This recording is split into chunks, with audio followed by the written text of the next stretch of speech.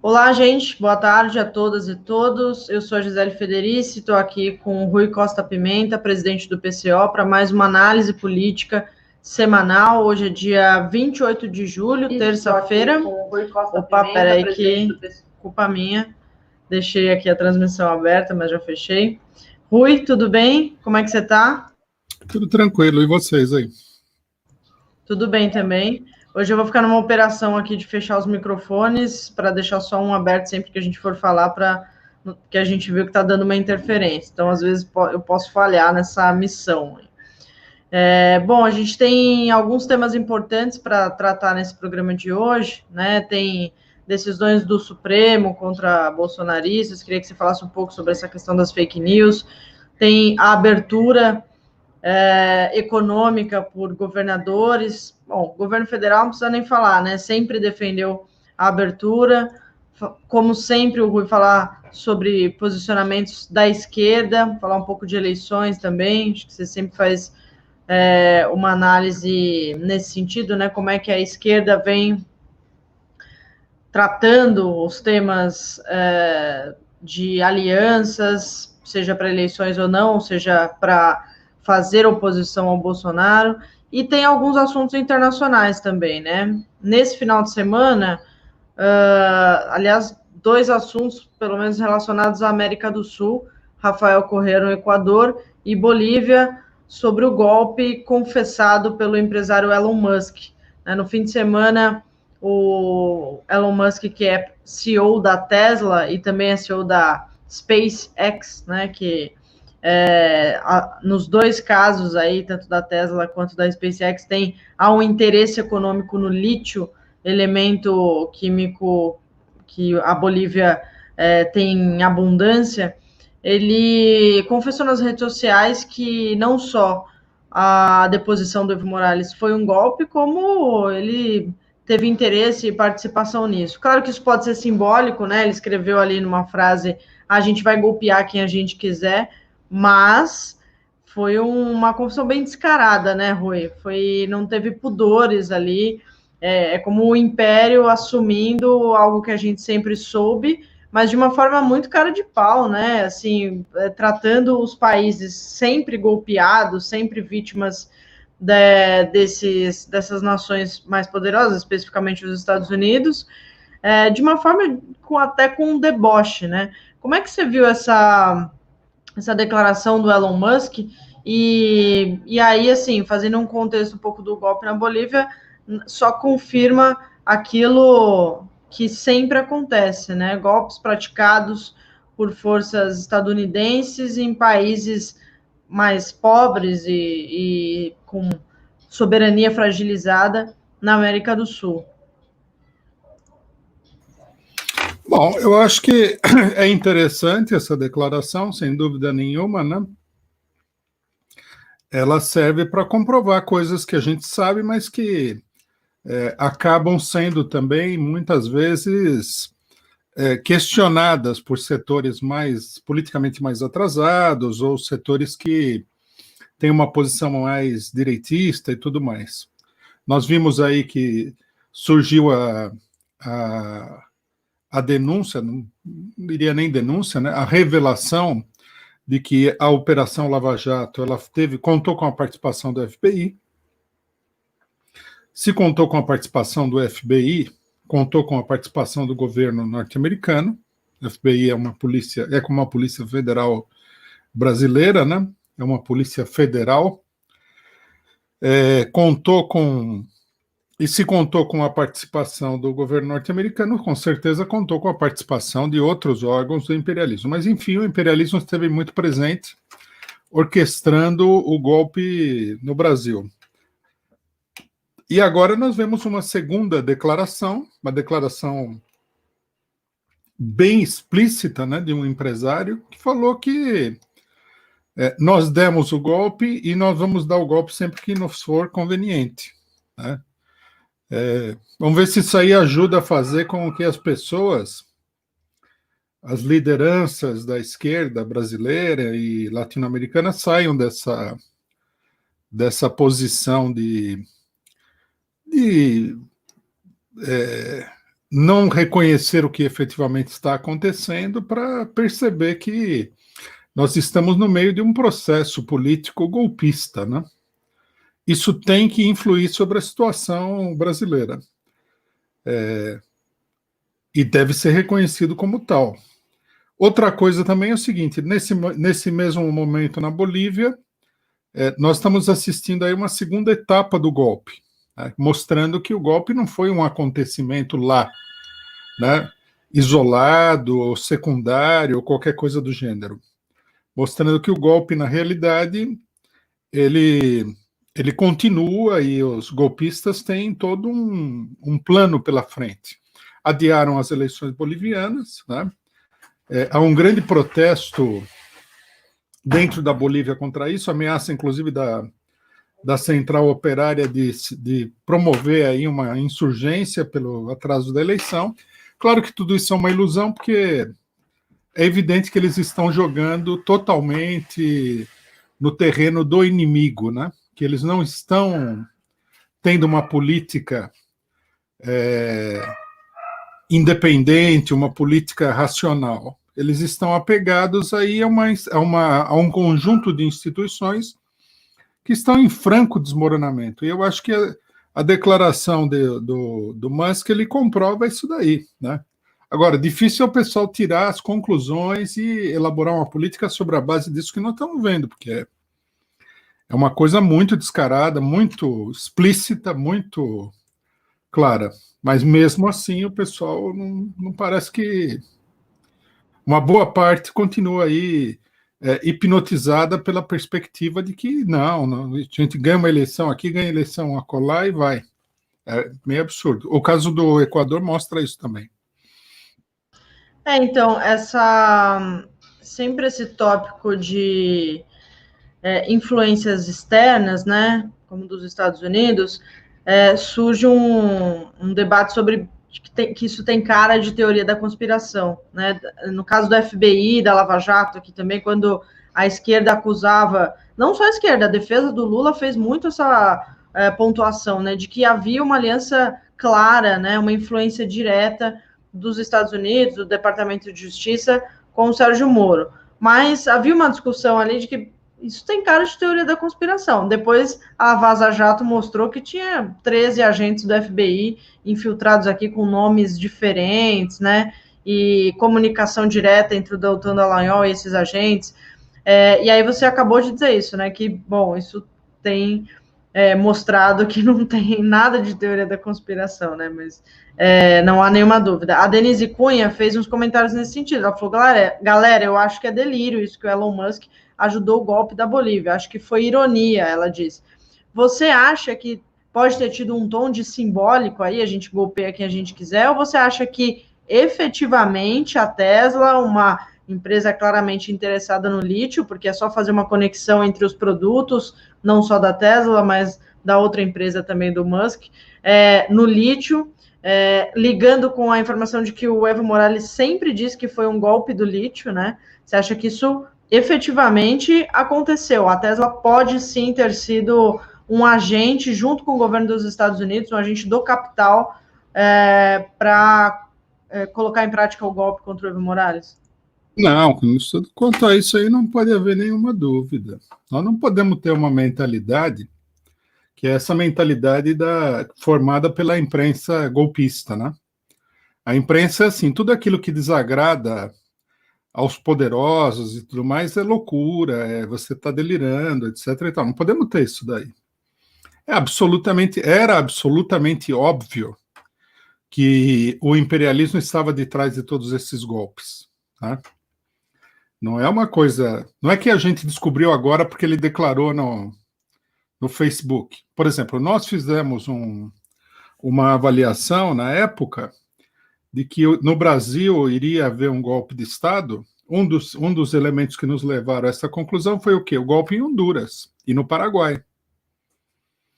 Agora, se o golpe no Paraguai, o golpe em Honduras estão relacionados com o Brasil, é porque é uma força superior, internacional, né, que está orquestrando esses golpes. Aí nós vimos golpe no Equador, nós vimos a situação da Bolívia. Quer dizer, os golpes se multiplicaram por aí, né? Onde não houve diretamente um golpe de Estado é porque a oposição cedeu muito facilmente, né? Mas imediatamente depois da eleição, nós começamos a ver que os governos se comportam como governos golpistas. Quer dizer, eles assumiram o poder, mas não como forças democráticas. Eles assumiram o poder como forças golpistas, passaram a tomar medidas, modificar o regime político, perseguir a oposição e tudo mais. E ainda nós temos o caso da Venezuela e temos... e o caso da Venezuela é um caso muito chamativo nesse sentido. Não, eu acho que não tem. É óbvio que os empresários, não só empresários isolados, por exemplo, esse é um empresário interessado no lítio, que é uma mercadoria muito importante, o Brasil também é produtor, né, é um dos produtores mundiais, um dos poucos, e também aqui, com certeza, a questão do lítio pesou. Mas não é um empresário isolado que deu o golpe, é uma força, né, internacional que é o imperialismo, um conjunto de estados, de governos, que atuam na defesa dos interesses dessas gigantescas companhias internacionais. E depois, em cada outra coisa também, né? Se tudo isso daí já não fosse absolutamente evidente, basta a gente ver o resultado do golpe, que a gente vê. No Brasil, desmantelaram e continuam desmantelando a Petrobras. Né? Há uma série de medidas que favorecem o capital estrangeiro. Instalaram a base de Alcântara no Maranhão, uma base estrangeira norte-americana no Maranhão. Quer dizer, um monte de coisa. Isso sem falar no ataque selvagem contra os trabalhadores que estão perdendo tudo. Aí, tá, veja essa matéria. Eu trouxe aí o resultado do golpe, né? Então, já que você está falando disso, sem contar faturamento, né? Lucro da Tesla, enfim. Aqui é óbvio que a riqueza dele está atrelada a isso, mas como você falou, né? O nosso pré-sal indo para o ralo, né? Sendo vendido, as empresas, no caso da Lava Jato, falindo, né? Aqui no Brasil, outras empresas tomando espaço. Então, realmente, os interesses econômicos vão se desenhando, né? E essa notícia sobre a fortuna do Elon Musk é a conclusão dessa fórmula, né? E, Rui, passando para um outro assunto internacional ainda de América Latina, Rafael Correa, Equador. Tem duas notícias recentes, né? Uma foi a confirmação da condenação dele, e a outra é uma apuração do Tribunal de Madrid de que ele teria sido investigado na sua relação com o Julian Assange, né? Então, sabemos que foi o presidente que deu asilo ao Julian Assange, mas agora vem à tona uma denúncia do Rafael Correa de que uma empresa de segurança que ele contratou, se não me engano, em 2009, ficou ouvindo as ligações e os encontros dele com Assange. Mas queria que você falasse um pouco sobre as duas coisas.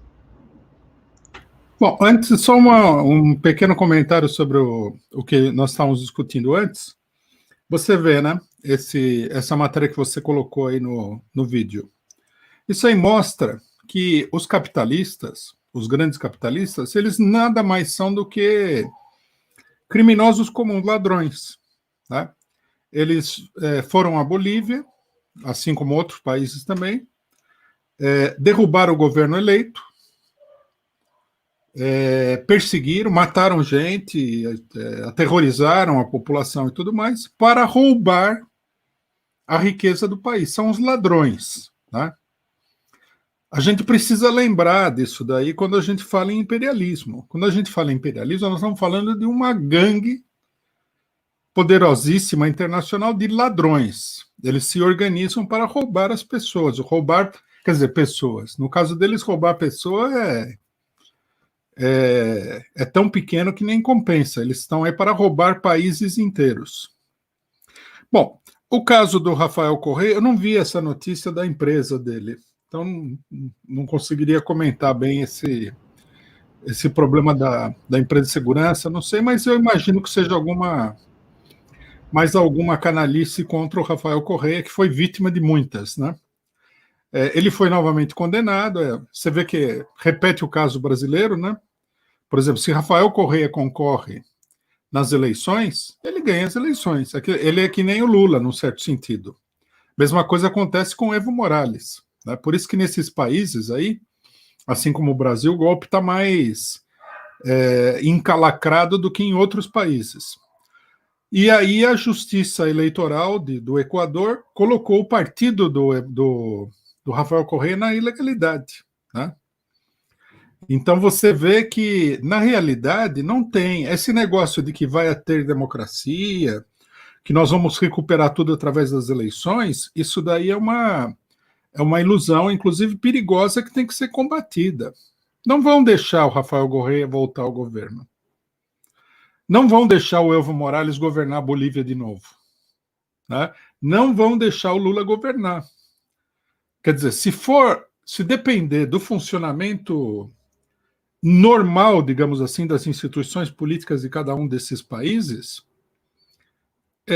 a direita vai tomar conta totalmente. É isso que vai acontecer. Por isso que nós temos insistido, falado, que é necessário apostar tudo na mobilização popular. É preciso quebrar esse movimento do golpe de Estado, que continua evoluindo. Por um lado é isso.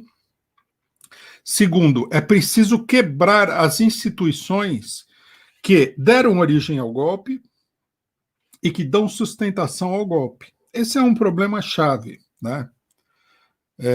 E eu acho que o imperialismo ele nada de braçada, porque em todos os países, nos países onde eu acompanho a evolução da situação política, a esquerda está completamente desorientada diante da situação, não consegue ver a nova situação. Está completamente perdida. No Brasil, mais do que nos outros lugares, inclusive.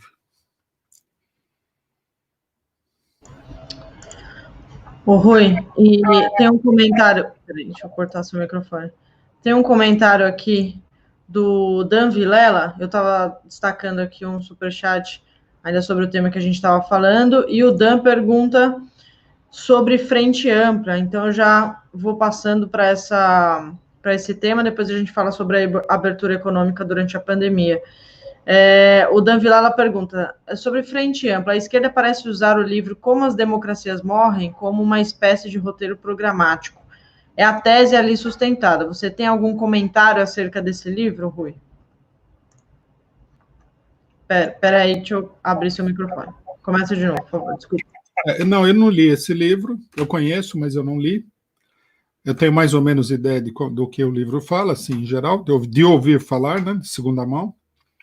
Eu acho que sim, que a tese do livro é que as democracias morrem por falta de resistência à investida direitista, né? O caso da Frente Ampla é isso daí. Porque, veja bem, à luz dessa notícia e do debate que nós fizemos aqui, não é que nós tenhamos falado nenhuma novidade, não falamos nada de novo. Mas à luz do que foi falado aqui, o que é a Frente Ampla? A Frente Ampla são aqueles que ajudaram esses ladrões a assaltar o país. Agora eles fizeram uma aliança para isso com toda a extrema-direita nacional, que é muito próxima da Frente Ampla. Não é que haja uma muralha intransponível entre a Frente Ampla e a extrema-direita fascista, não. Colocaram o Bolsonaro no governo e agora eles querem criar uma espécie de bipartidarismo, que é assim, Bolsonaro de um lado e Frente Ampla do outro, apoiada pelos trouxas que somos nós aqui. De jeito nenhum, né? Quem propuser isso daí, ou é muito desinformado, muito desorientado, muito ingênuo, ou está muito mal intencionado, né? O Fernando Henrique Cardoso, a Globo e tal, todo mundo que está na Frente Ampla, esses são os responsáveis pela roubalheira. E veja bem, se você apoia um golpe cuja intenção é roubar o país, e você fizer isso daí honestamente, Se você não é marciano, você participa da roubalheira, logicamente. Vamos entender bem a coisa. Ninguém dá golpe de Estado aí por motivos religiosos ou ideológicos, ou por fé, nada. Eles todos se unificaram aí no assalto ao país, né? Evidentemente. Quer dizer, existe um setor da burguesia boliviana, brasileira, equatoriana, que participa da pilhagem, da pirataria, do roubo.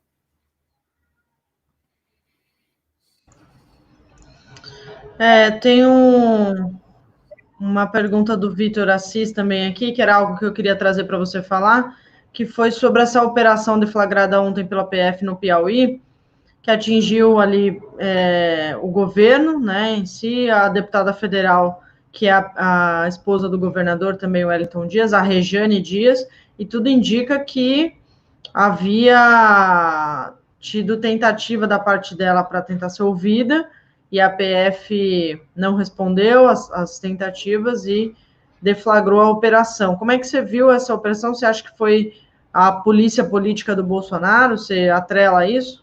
Eleições, por exemplo? Tem a ver com as eleições, logicamente, né? Mas é um ataque, não sei se é só o Bolsonaro também, né? Porque tem no Piauí você tem lá as oligarquias, você tem a direita tradicional, não é que a gente não pode transformar o Bolsonaro do dia para a noite no único ator político nacional. Ele, na realidade, ele é minoritário em escala nacional, se a gente for ver bem, né? Os partidos que mandam no país, assim, nos municípios, nos estados, são os partidos do Centrão, que não são absolutamente colados com o Bolsonaro. Com certeza é uma operação contra o PT, né? Devem ter visto aí alguma brecha ou não, né? Também eles não precisam de brecha, eles podem muito bem inventar um processo farsa, é muito simples de fazer isso daí, mas é evidente, né? Mesmo sem conhecer os detalhes, o negócio aconteceu agora, precisaria analisar todos os detalhes, é óbvio que é mais uma operação contra o PT. Agora, o importante é o seguinte, o que mostra essa operação? Isso aí mostra que a coisa não vai parar até que o PT vire aí um partido minoritário, né? Vire aí um PSOL, ou seja, colocado na ilegalidade, como aconteceu com o partido Rafael Correa no Equador. E os próprios dirigentes do PT e a esquerda de conjunto não vê isso daí. Porque, nesse caso, né, a defesa do PT é uma defesa da sobrevivência do conjunto da esquerda. Se você ataca o maior partido de esquerda e consegue impor uma derrota, imagine a situação em que vão ficar os outros, né? Então, isso eu acho que é de uma gravidade extraordinária. Se aparecerem aí as famosas provas de que existe aí uma atitude ilegal do Wellington Dias, isso aí não muda nada. Não acho que ninguém no Brasil, isso é uma farsa total, o Sérgio Moro, pelo menos ele fez uma coisa boa. Ele desmistificou de vez a ideia do cara que está atrás da justiça, né? Então todo mundo tem a obrigação de, quando vê essas manobras, falar, não, isso é tudo um jogo político, o pessoal devorando, são os maiores devorando os menores, etc. e tal. Ninguém está atrás de nenhuma justiça, tudo é política, tudo é uma selvageria política. Então, eu acho que nós temos que prestar muita atenção nisso daí. E isso reforça a tese que nós temos defendido. Por aí, o negócio não vai. Você vai ser engolido aqui, engolido ali, engolido acolá, vai retrocedendo, vai recuando, vai ficando encostado na parede, vai ficando cada vez mais na defensiva, até que você não consegue resistir mais.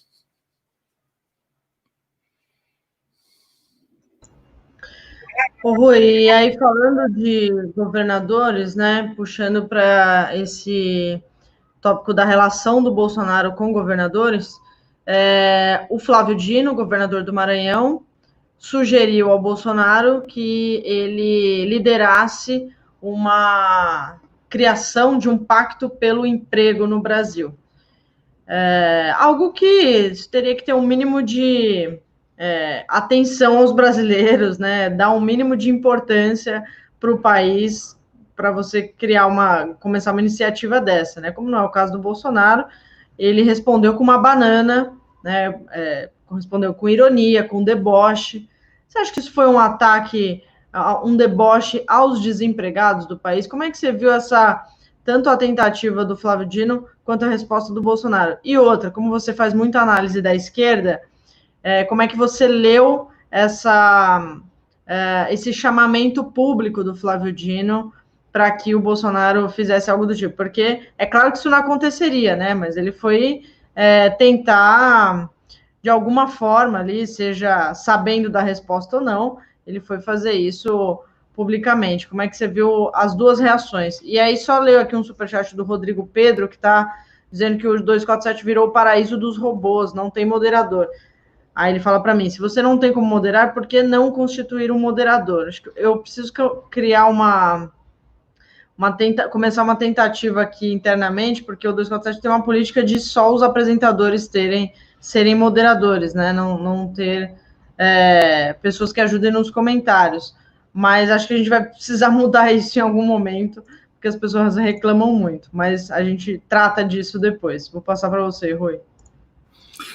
Eu acho que o Flávio Dino tentou uma jogada de marketing, mas, independentemente disso, revela o conteúdo geral da política de todo um setor da esquerda, o setor que está apostando aí na política da frente ampla. Quer dizer, a proposta de chamar o Bolsonaro para um plano de emprego é uma proposta de acordo nacional, né? Não acho que se deva chamar um acordo nacional com o Bolsonaro, nem que seja só para ele falar não, porque também acho que não se poderia, né, esperar nenhum outro tipo de resposta diferente dessa do Bolsonaro, né? A pessoa, quando faz a proposta, acho que já sabe que isso aí é isso que vai acontecer.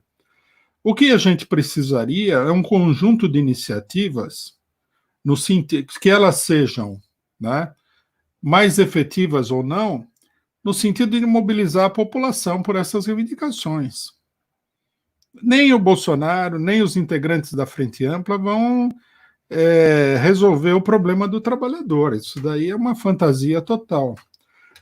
Você estimular esse tipo de fantasia política é uma coisa muito negativa, né? Muito negativa.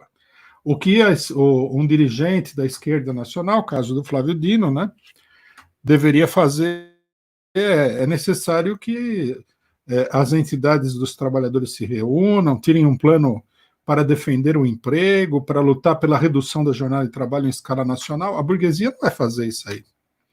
A burguesia que deu o golpe para esfolar o trabalhador. Nós estamos vendo isso daí. Também não é um mistério, né? O trabalhador está sendo esfolado.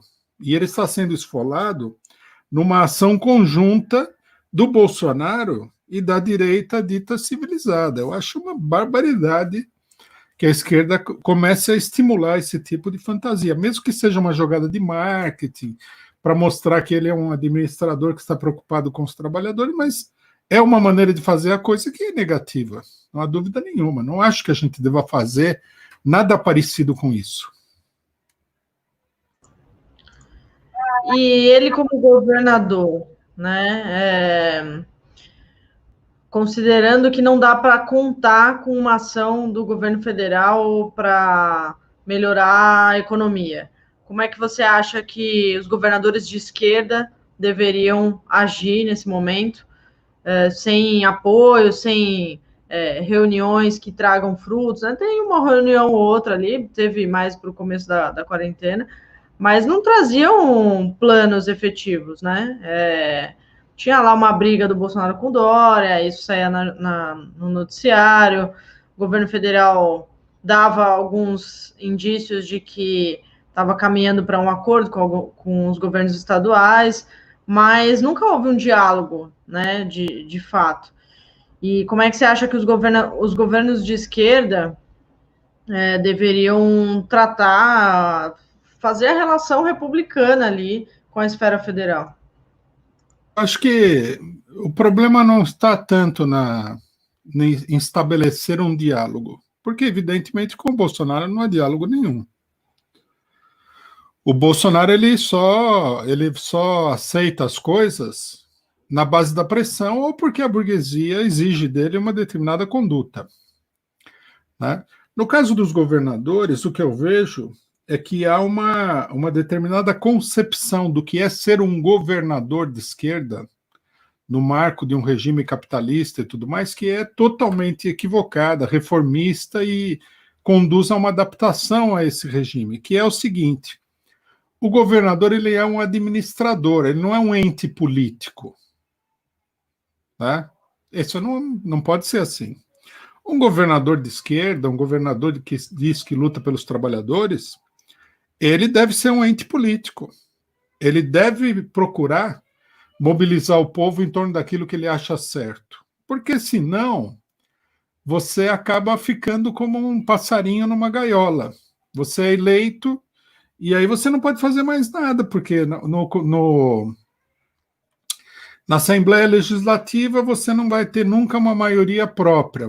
Para você conseguir ter uma maioria, que é o que os governadores de esquerda fazem, eles fazem aliança com Deus e o diabo dentro da Assembleia Legislativa, como o PT fazia no Congresso Nacional, aliança com Deus e o diabo. Só que essa aliança tem um custo, não é assim? Você faz aliança com Michel Temer e aí você vai lá e implanta o socialismo. Nunca vai aceitar nada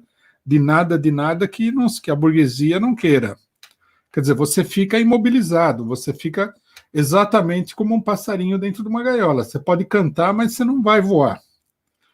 Então, os governadores, eles teriam que sair dessa gaiola. Eles teriam que se juntar, levantar reivindicações que dizem respeito às necessidades populares e atuar como líderes políticos, e não atuar simplesmente como um administrador.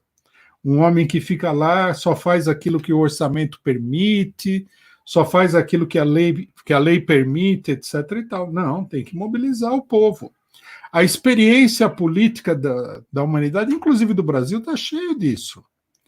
Antes do golpe militar de 64, alguns governadores de esquerda atuavam com maior liberdade, chamando o povo a apoiar determinadas iniciativas. Por que não? É isso que...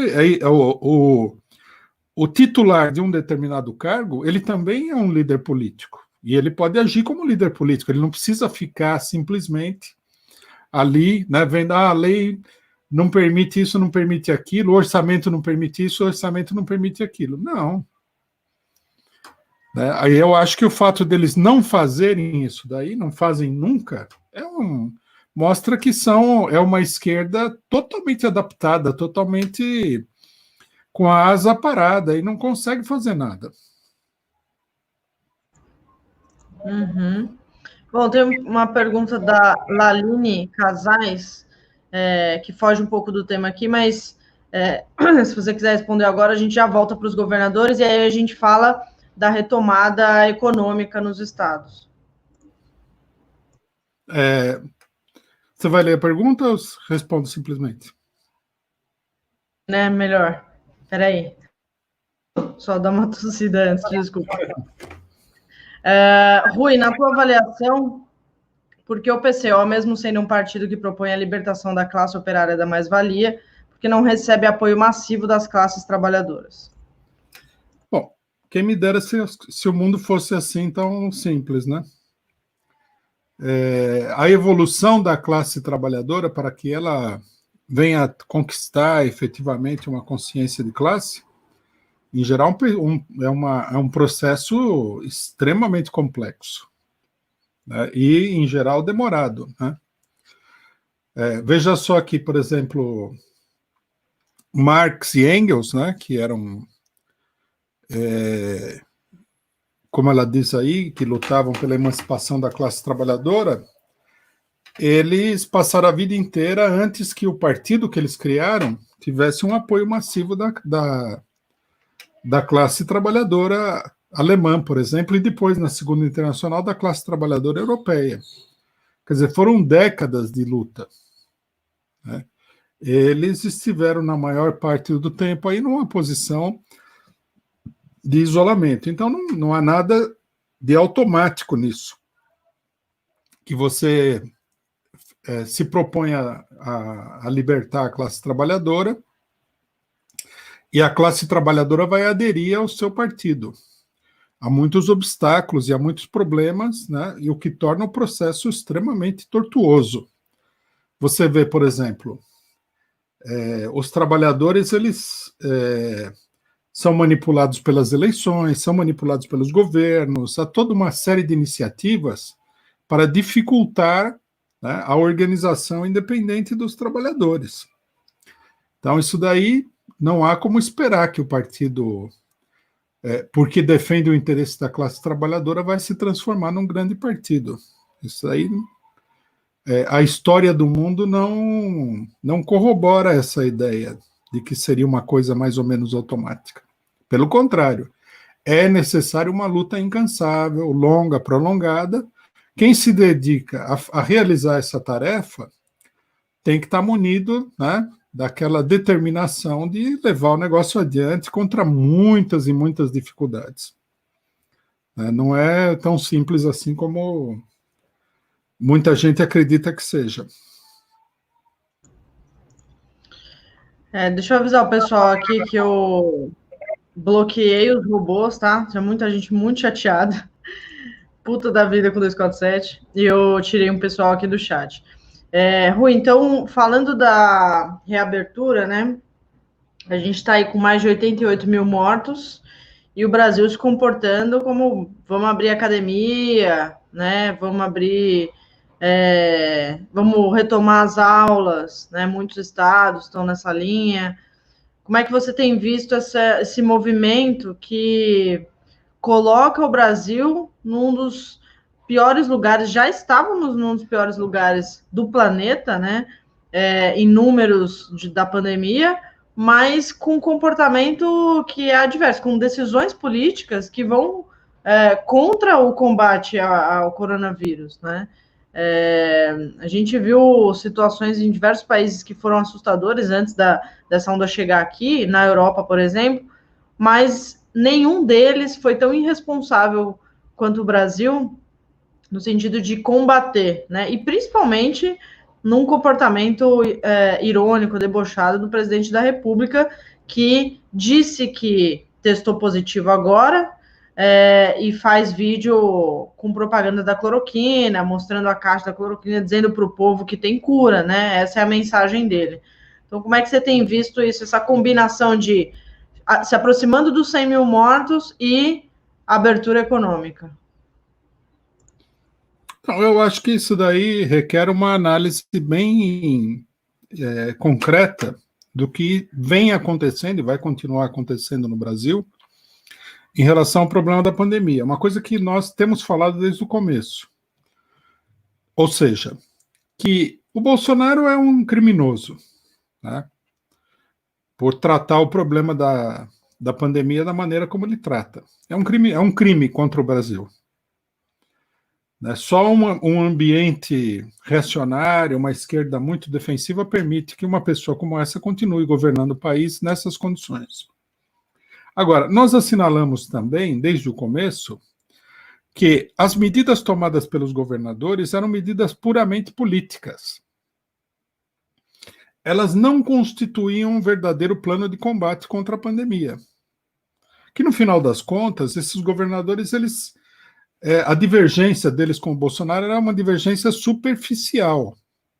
Eles iriam esperar um determinado período, iriam, digamos assim, ver se dá a sorte da pandemia andar para trás, porque só pela sorte, só por um milagre, né, isso daí aconteceria, e aí eles abririam.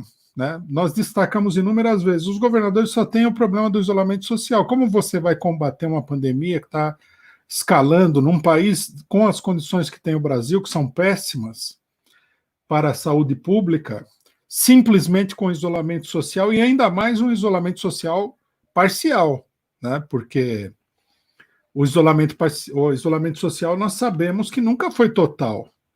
No melhor dos casos, em São Paulo, ele chegou a 40%, 45%.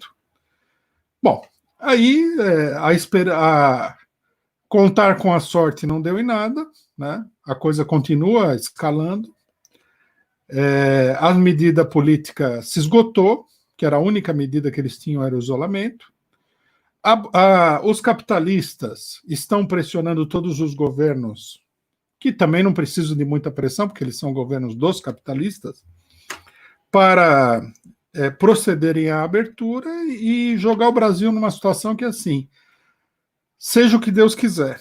Se passar de 100 mil para 200 mil, para 300 mil mortos, paciência, nós não temos condição de fazer nada diferente. O problema central, segundo eu vejo, é o seguinte, para você para combater a pandemia, de fato, coisa que não foi feito, né, agora está claro que ninguém estava combatendo nada, né? Chegaram a elogiar o Dória, a equipe do Dória de saúde e tal, que eles, na verdade, não fizeram nada, deixaram aí a coisa se alastrar. Você precisaria ter um grande investimento de dinheiro. Você precisaria ter, por exemplo, aí pessoas que fossem nos bairros, bater de casa em casa, ver qual é a situação, separar os doentes das pessoas que estão sadias. Você precisaria ter um grande investimento em testes para poder organizar, né, de uma maneira eficiente a contenção do vírus. Você precisaria ter hospitais, precisaria ter lugares para fazer o confinamento das pessoas doentes, separá-las do grosso da população e assim por diante, né? Ninguém está. O que a experiência com a pandemia mostrou é que ninguém está disposto a fazer isso daí. E nada. Os trabalhadores, desde o primeiro momento, foram mandados trabalhar, né? Uma parte da classe média ficou em casa, e isso é tudo que o poder público brasileiro fez em relação à pandemia. Até hoje não tem teste suficiente. Não tem um processo de testagem, não tem nada de nada de nada. Né?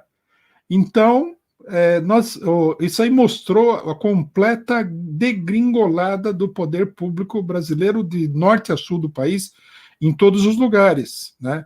Porque também ninguém protestou, alguém poderia falar, isso aqui não vai dar certo e tal. Bom, e agora eles decidiram reabrir toda a atividade econômica no momento em que nós estamos chegando nos 100 mil mortos. Quer dizer, é uma coisa... eu imagino que uma pessoa que veja de fora a situação no Brasil, olha e fala assim, esse pessoal aí, esses brasileiros, esses são os malucos, né? Porque é uma coisa que não faz sentido nenhum na cabeça de ninguém. Agora, eu sou obrigado a aplaudir a capacidade de manipulação política dos direitistas que estão nos governos. Porque eles conseguiram arrastar a parte da classe média, que realmente acreditou que eles estavam no combate ao vírus e tudo mais.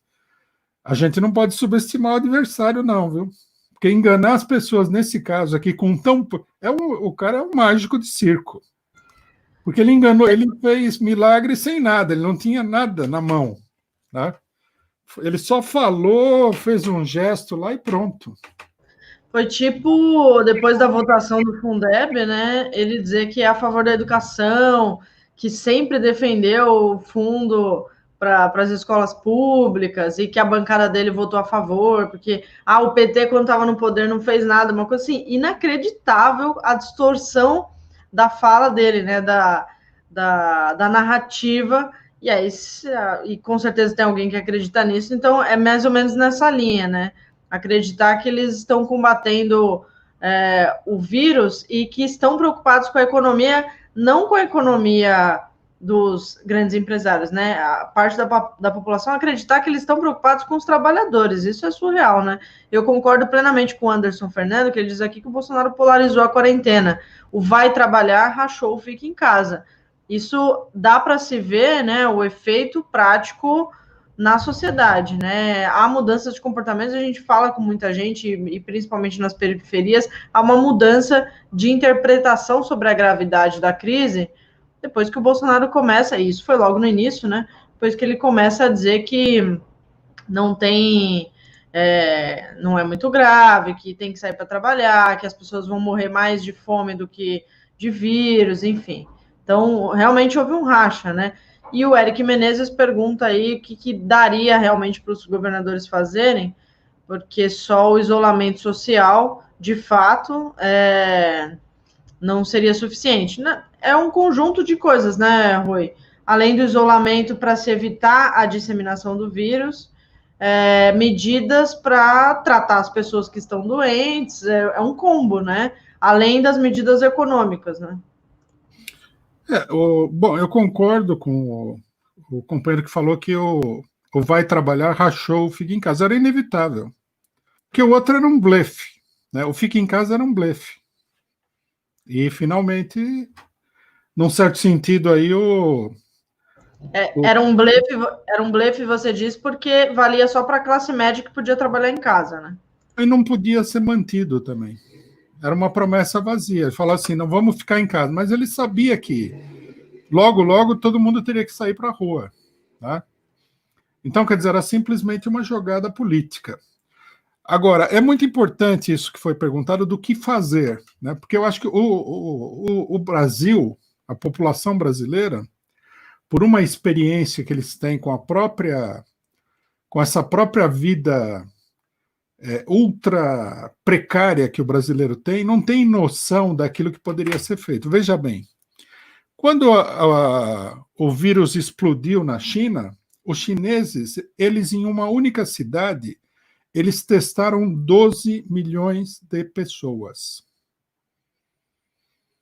Para você fazer isso, primeiro você tem que ter o teste, lógico, né? Que no Brasil não tem teste para a população. Nunca chegou em número suficiente para fazer uma diferença. Algumas pessoas conseguem testar e tudo mais.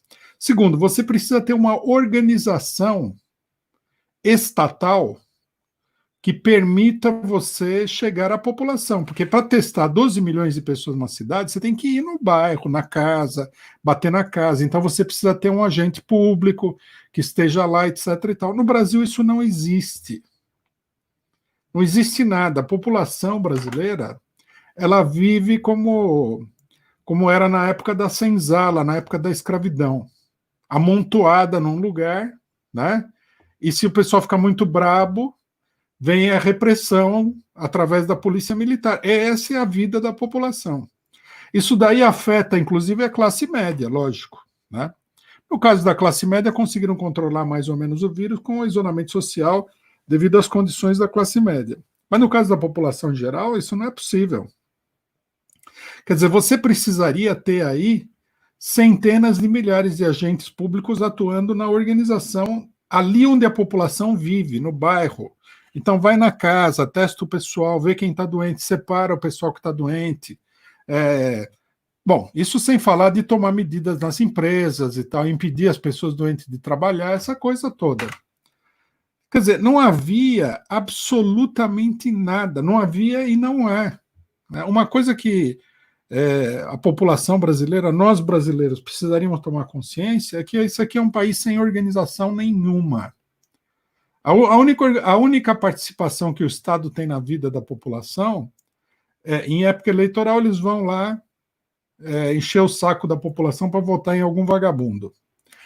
E repressão. Fora isso daí, não tem.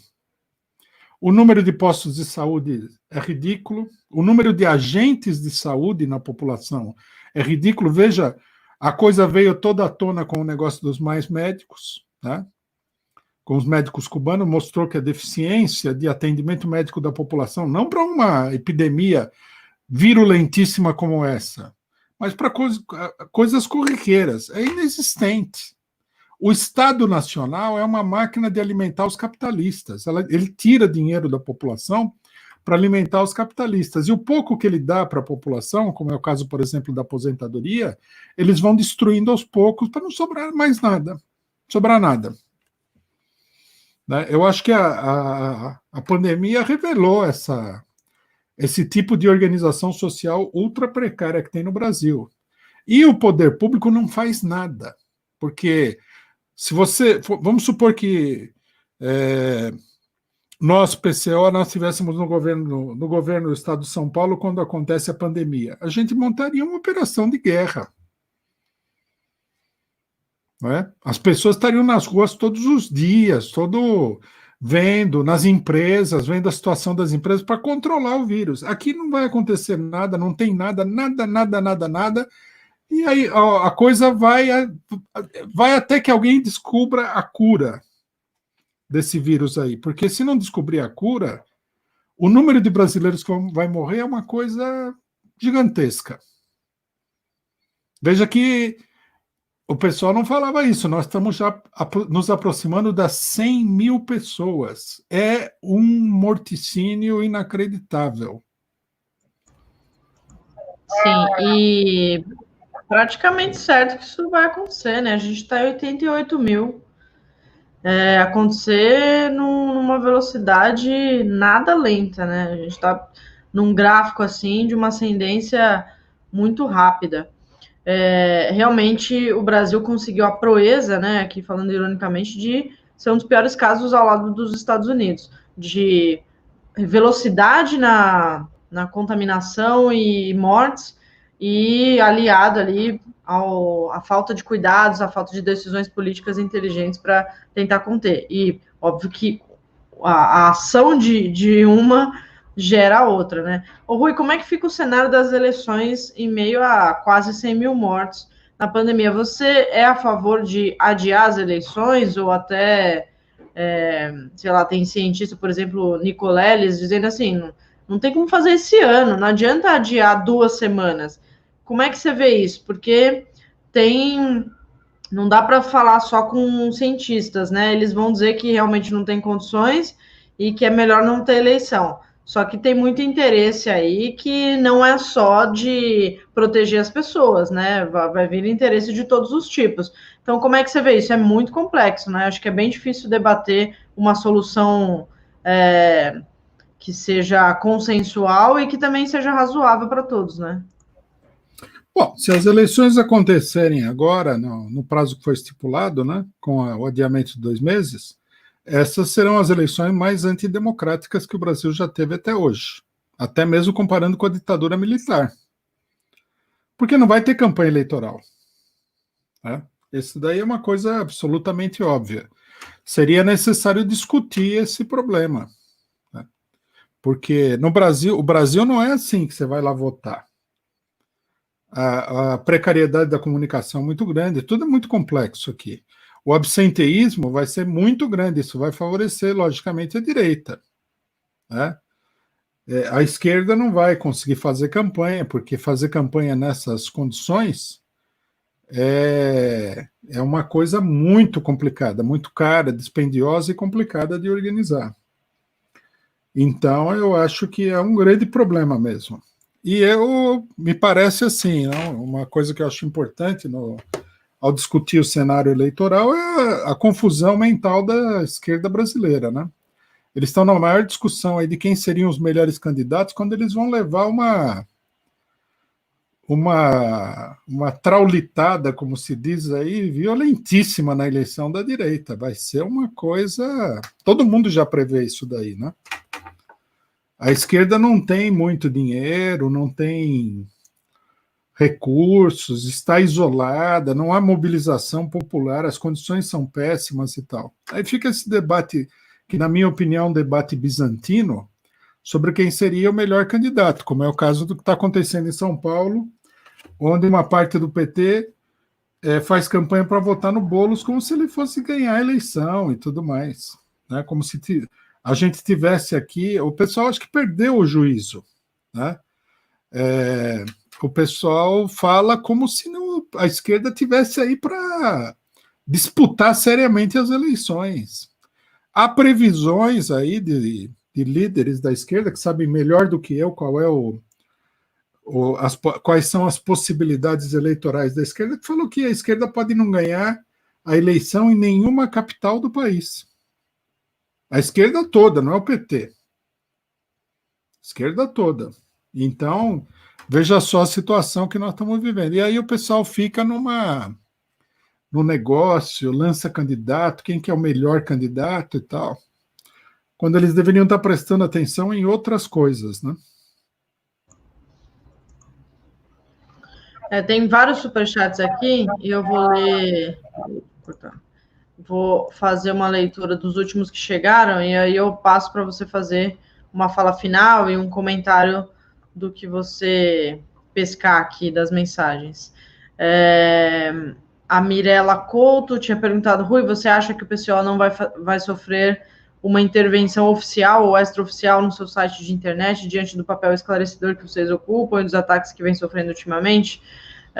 Lúcio de Oliveira faz um elogio aqui ao programa, obrigada, Lúcio. Laliane está falando aqui sobre o Vietnã, que eu coloquei na tela.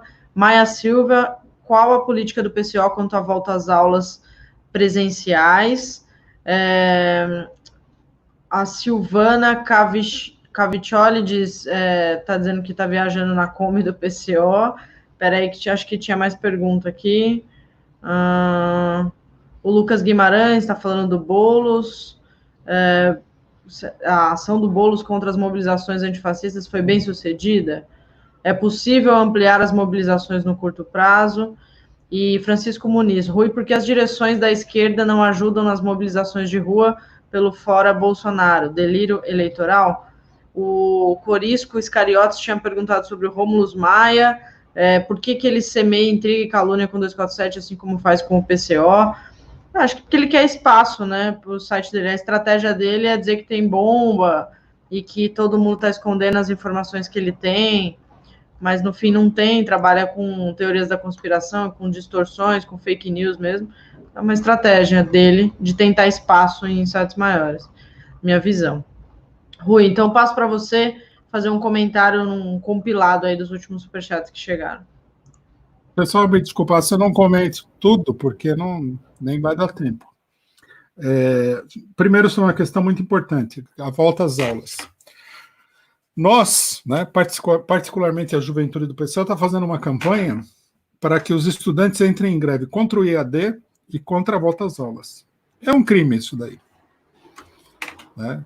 Seria necessário... Aí está uma oportunidade extraordinária para a união de todos e a união universal para impedir a volta às aulas.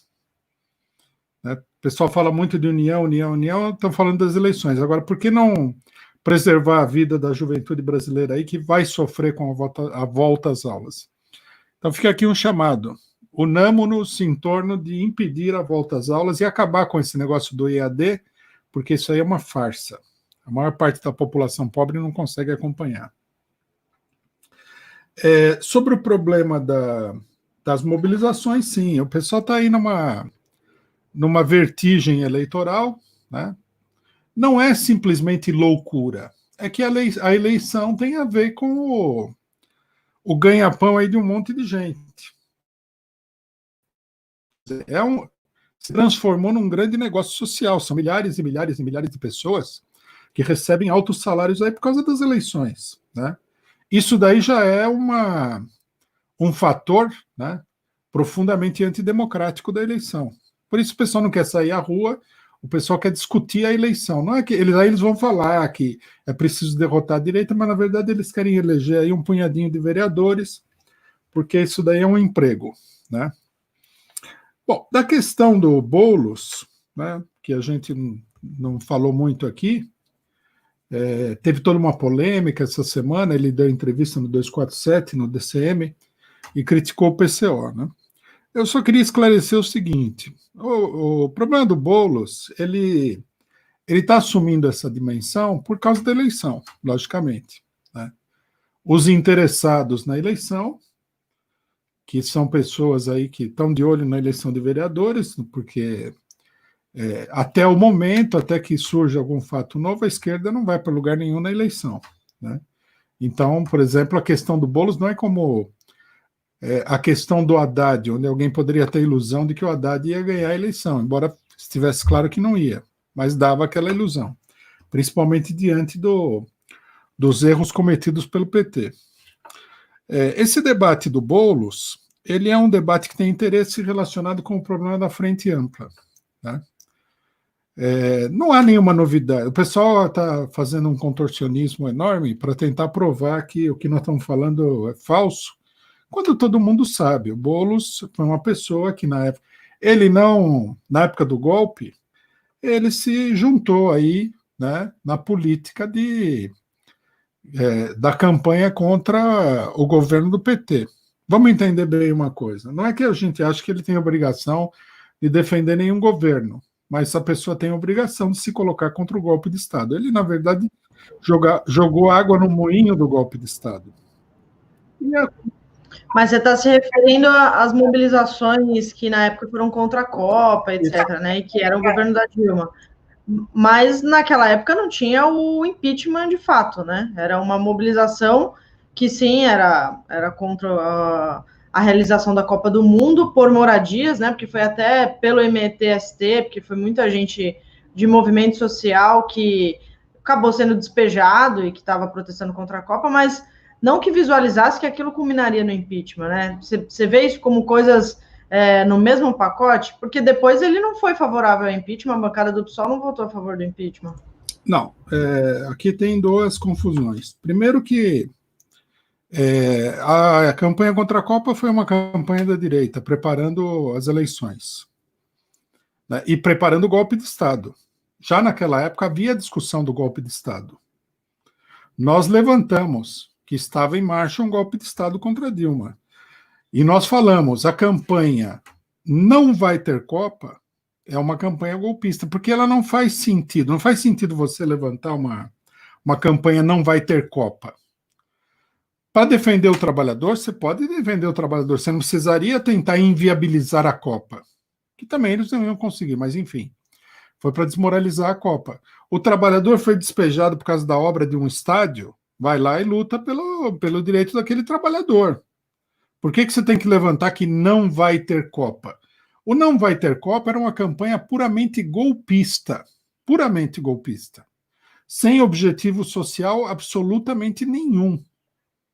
Nós, por exemplo, nós fomos favoráveis a combater todas as pessoas pela situação de todas as pessoas que foram desalojadas, etc. e tal. O que nós condenamos foi a campanha do não vai ter Copa. A luta pelos desalojados foi colocada em segundo plano. O que foi colocado em primeiro plano foi a campanha do não vai ter Copa, que era impulsionada, inclusive, pela Folha de São Paulo, onde o Boulos escrevia. Era muito claro, não há como... Eu vi que o Boulos, em alguma das entrevistas que ele deu, ele falou, não, a gente estava defendendo o trabalhador. Mentira. Né? Para defender o trabalhador, você não precisa falar que não vai ter Copa. Você defende o trabalhador. Não, por exemplo, palavra de ordem, não ao despejo das famílias do bairro tal. Faz o estádio da Copa para lá, faz o alojamento da Copa para lá. Ou então, vai desalojar o pessoal, ressarcimento integral dos valores. Você luta por isso, mas não porque não vai haver Copa. O não vai haver Copa era uma campanha política golpista, muito claramente golpista.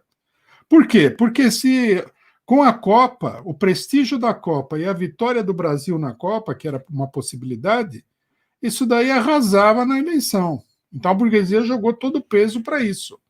Basta olhar os jornais da época. Lógico que ninguém, né, vai falar abertamente isso, eu estou contra a Copa porque eu quero derrubar a Dilma. Eles falavam que a Copa é isso, que a Copa é aquilo, que a Copa é aquele outro. Metiam um pau na Copa de tudo quanto era lado. Pode pegar a imprensa da época. Isso foi no momento da Copa. Foi uma campanha golpista. Né? Num debate mais extenso é fácil de demonstrar isso daí e tudo mais. Depois, quando já começou a se colocar o problema do impeachment, quer dizer, depois que a Dilma ganhou a eleição, o Boulos, ele interveio no movimento que foi criado pela CUT, no qual nós participávamos, que era contra o golpe, com a palavra de ordem de não ao ajuste fiscal. Quer dizer, enquanto a gente defendia o governo PT contra o golpe, que era inevitável, que já estava em marcha, ele atacava o governo do PT porque o governo do PT estava fazendo um ajuste fiscal.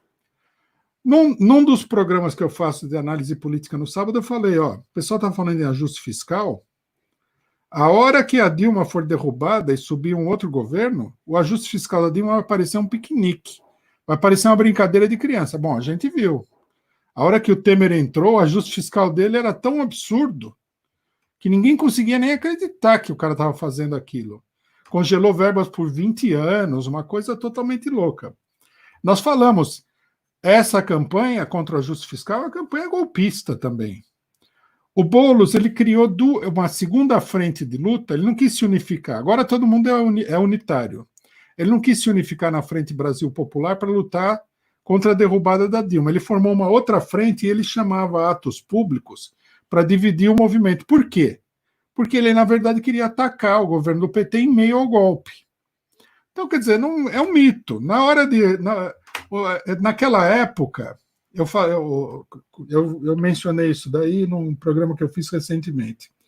Alguns companheiros me falaram o seguinte, mais ou menos naquela época, né?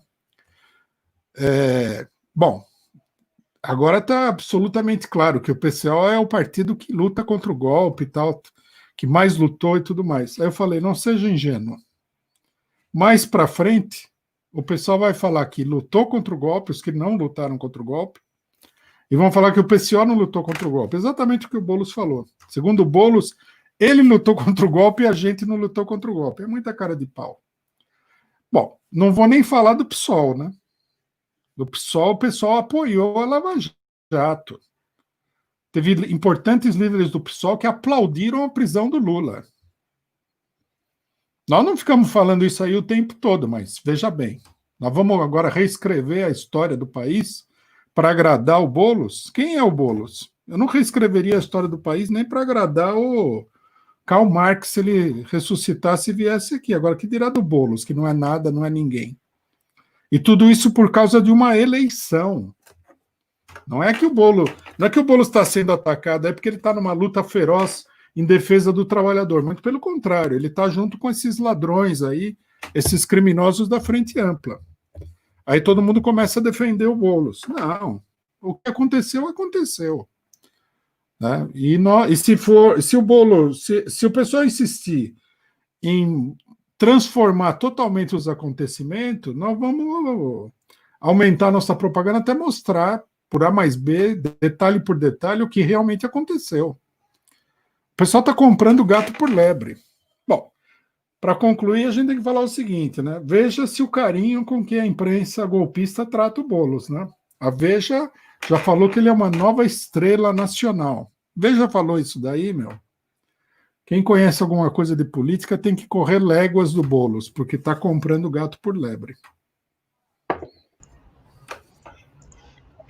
Beleza, Rui, eu vou encerrar aqui com o comentário da Laline Casais, que diz, pergunta, Rui, a Dilma foi avisada pelo Putin que havia um golpe sendo tramado contra o governo do PT no Brasil, entretanto ela nada fez e negou a ação dos Estados Unidos no golpe de 2016. Por quê? Mas a gente vai ter que passar para um outro dia, hoje não vai dar mais tempo, preciso encerrar aqui.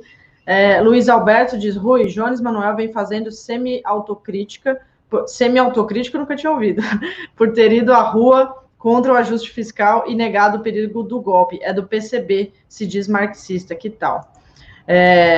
Bom, vou passar para você se despedir, se você quiser fazer um breve comentário sobre esse último superchat, mas sobre a questão do golpe de 2016, realmente não tenho tempo aqui para estender o debate.